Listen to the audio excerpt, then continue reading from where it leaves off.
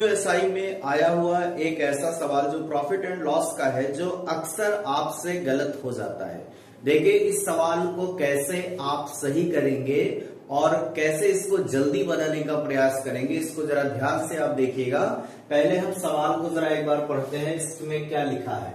देखिए, सवाल ये लिखा है कि एक व्यापारी 2 बैल प्रत्येक 8400 रुपए पर बेचता है। तो कहने का मतलब यह है कि जो बैल है उसका जो उसका जो एसपी है वो दोनों जगह बराबर है। ठीक है, देखिए सवाल में पहला पॉइंट यही कह रहा है कि जो 2 बैल बेचता है वो प्रत्येक 8400 रुपए पर बेचता है। तो कहने का मतलब है कि इस बैल का जो एसपी है, मतलब बेचने का रेट है, वो दोनों जगह बराबर है। क्लियर है। फिर उसने क्या कहा फिर उसने ये कहा है कि उन पर ना लाभ कमाता है ना हानि सहता है। ठीक, फिर आगे एक पॉइंट ये दिया है कि यदि उसने उनमें से एक को 20% लाभ पर बेचा है तो दूसरी को कितने परसेंट हानि पर बेचा होगा, आपसे क्वेश्चन में पूछा गया। ठीक है, देखिए इस सवाल को हम फ्रैक्शन मेथड से एक लाइन में आपको बताएंगे कि कैसे इसका आंसर आपको दिख जाएगा। देखिए ध्यान से, देखिए जो पहली कंडीशन दिया है इसमें आप सीपी और एसपी की कंडीशन आप बना लीजिए। भाई पहली कंडीशन तो ये दिया है कि 20% लाभ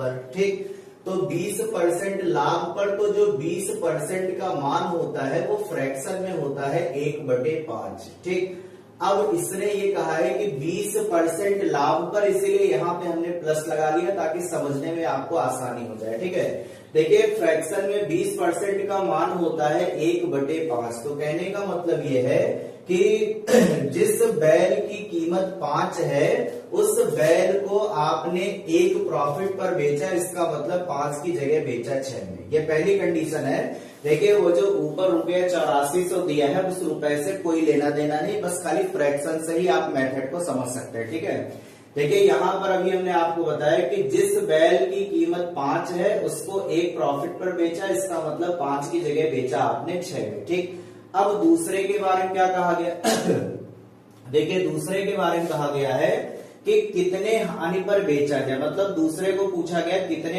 हानि पर बेचा जाए, और शुरुआत में उसने कहा है कि दोनों बैल का जो बेचने का रेट है वो सेम है। क्या है? सेम है। तो यहीं से आप गेस कर सकते हैं कि जो सेकंड बैल है उस सेकंड बैल का भी एसपी 6 होगा, ये पक्का है। ठीक है, अब देखिए अगर आपस में इनको ऐड कर दिया जाए तो बेचने का टोटल रेट आपको मिल जाएगा 12।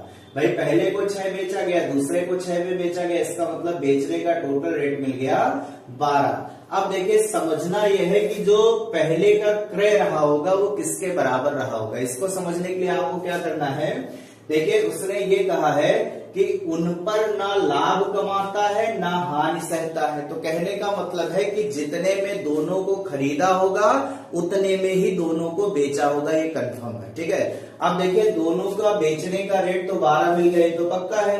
तो इसका मतलब दोनों के खरीदने का रेट भी 12 होगा, ये भी पक्का है। ठीक, अब एक का खरीदने का रेट 5 है तो दूसरे के खरीदने का रेट कितना होगा भैया दूसरा के खरीदने का रेट हो जाएगा 7, 7 5 12। मतलब देखिए दोनों कंडीशन बराबर हो गई। भाई उसने कहा था ना कि उन पर ना लाभ कमाता है ना हानि सहता है, जिसका मतलब जितने में खरीदा होगा उतने में ही बेचा होगा, बिल्कुल कंफर्म है। तब अब आपसे उसने पूछा है कि बताइए दूसरे को कितने परसेंट हानि पर बेचा, मतलब ये जो सेकंड वाला बैल है इसके बारे में कहा गया। तो भाई ये बैल कितने में खरीदा गया था? 7 में। कितने में बेचा गया? 6 में। तो इसका मतलब नुकसान कितने का? 1 का। प्रॉफिट लॉस किस पे देखते हैं? सीपी पर। तो इसका मतलब भाग किससे करें? 7 से। परसेंटेज निकालना इंटू 100। तो देखिए इसको जब आप हल करेंगे तो आ जाएगा 14 सही 2/7% नुकसान। तो इसका मतलब जो आंसर आ जाएगा वो आंसर आ जाएगा आपका 14 सही 2/7%।